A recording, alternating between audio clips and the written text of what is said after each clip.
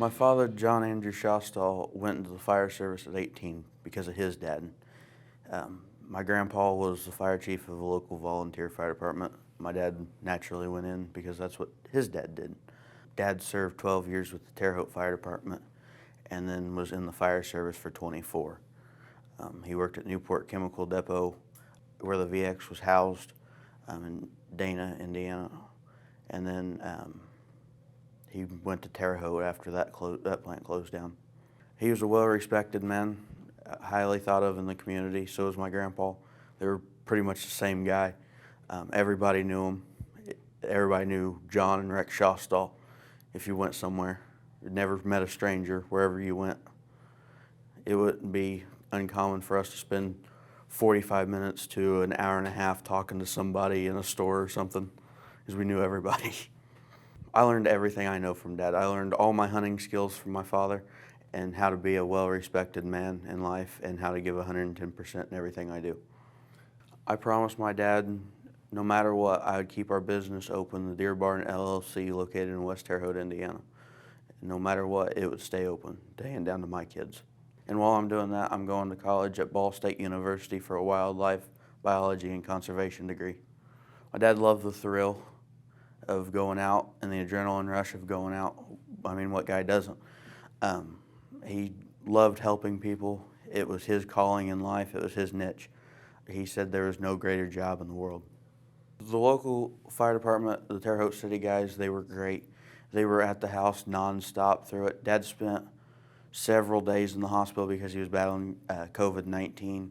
So every night we had a prayer vigil and they were there. We sent one text to one fireman and the next night the whole fire department was there.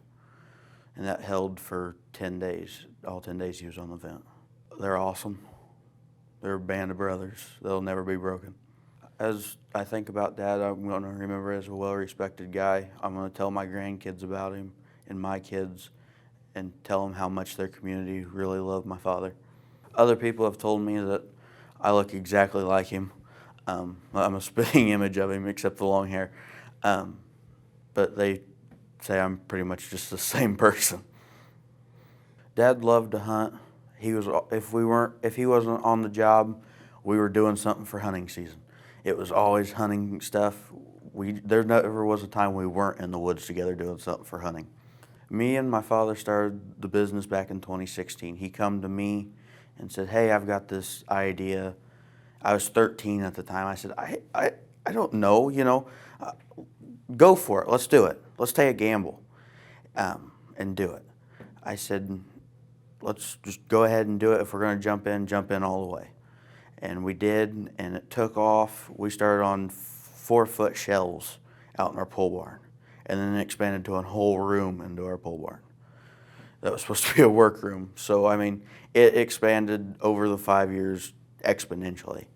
And now we've got dog food, dog treats, elevated ground blinds, trail cameras, deer feeders, deer feed, food plot seed. And I'm the only kid in the industry now, because I've taken the business over, doing something like this. It makes me feel like I'm paving the way for future generations. The things I want people to remember about my father are definitely the good times, because there never was a dull moment with Dad. There really wasn't. Whether it be at the firehouse or at home, he was always pretty much had a smile on his face.